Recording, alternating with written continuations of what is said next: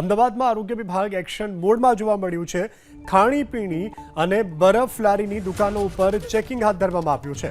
ખાણીપીણીની દુકાન ઉપરથી સેમ્પલ લેવામાં આવ્યા છે, તો બરફ અને તેના ઉપયોગમાં લેવાતા જે કલર છે તેના સેમ્પલ લેવામાં આવ્યા છે।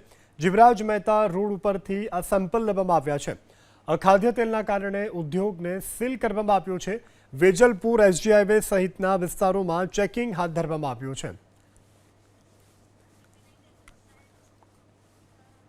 તો જીવરાજ મહેતા રોડ ઉપર ગૃહ ઉદ્યોગમાં પણ ચેકિંગ કરવામાં આવ્યું છે।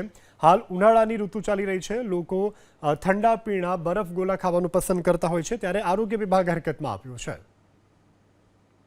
અમદાવાદમાં ગરમીનો પારો દિન પ્રતિદિન વધી રહ્યો છે, તેવામાં આઈસ ગોલા, આઈસ ડીશ સહિતની વસ્તુઓના વેચાણનું પ્રમાણ વધ્યું છે। તેવામાં લોકોના આરોગ્ય સાથે ચેડા ન થાય તે માટે જે અમદાવાદ મ્યુનિસિપલ કોર્પોરેશનનું ફૂડ સેફ્ટી ડિપાર્ટમેન્ટ છે તે ચેકિંગ કરી રહ્યું છે। અલગ અલગ જગ્યાએ ચેકિંગ થઈ રહ્યું છે।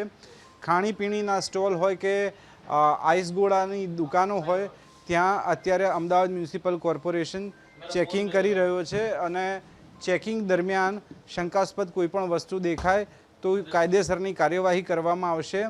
અત્યારે જે રીતનું ચેકિંગ ચાલી રહ્યું છે, સ્ટોરેજ બરાબર છે કે કેમ, વપરાતો બરફની યોગ્યતા અને ગુણવત્તા કેવી છે, સાથે જ જે લોકો કામ કરે છે તે સ્ટાફને જે ફૂડ સેફ્ટીના નિયમ છે તે નિયમોનું પાલન યોગ્ય રીતે થઈ રહ્યું છે કે કેમ તે અંગેની અત્યારે ચેકિંગ ચાલી રહી છે। સાથે જ વાત કરવામાં આવે તો આઈસ ડીશ અને આઈસ ગોલાની અલગ અલગ દુકાનો છે, ત્યાં પણ દિવસ દરમિયાન અને મોડી રાત્રે પણ ચેકિંગ કરવામાં આવશે। જે આરોગ્ય અધિકારી છે તેમની સાથે જ વાત કરીએ, કયા પ્રકારના ચેકિંગની તૈયારી અને ક્યાં ક્યાં અત્યારે ચેકિંગ કરી રહ્યા છીએ? અમદાવાદ મ્યુનિસિપલ કોર્પોરેશન દ્વારા રાત્રે ખાણીપીણી બજારોનું ચેકિંગ કરી રહ્યા છે, જેમાં ખાસ કરીને ઉનાળાની સિઝનમાં બરફ ગોળાનું પ્રમાણ વેચાણ વધુ થતું જોવા મળે છે। એટલા માટે બરફ જ્યારે આ લોકો પ્રોડક્શન કરતા હોય અથવા સારી કન્ડિશનમાં એનો સંગ્રહ કરે છે કે નહીં એનું ચેકિંગ કરવામાં આવે છે। એમાં જે કલર વાપરવામાં આવે છે એ ખાદ્ય છે કે અખાદ્ય એનું ચેકિંગ કરી નમૂના લઈ અને લેબોરેટરીમાં તપાસ અર્થે મોકલી આપવામાં આવે છે।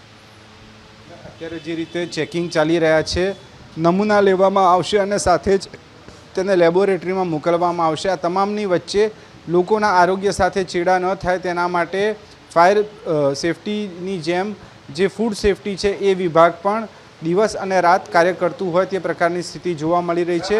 ખાણીપીણીની દુકાન હોય કે આઈસ ડીશ અથવા આઈસ ગોળા અથવા તો રસ્તા પર વેચાતા બરફના ગોળાની લારીઓ હોય, ત્યાં તમામ જગ્યાએ ચેકિંગ કરવામાં આવશે અને આ તમામ ચેકિંગના નમૂના લઈ અને સેમ્પલ લઈ અને લેબોરેટરીમાં મોકલી આપવામાં આવશે। જો અખાદ્ય પદાર્થ જાહેર થશે તો તેમની સામે દંડાત્મક કાર્યવાહી કરવા માટે પણ કોર્પોરેશનના વિભાગો તૈયાર છે।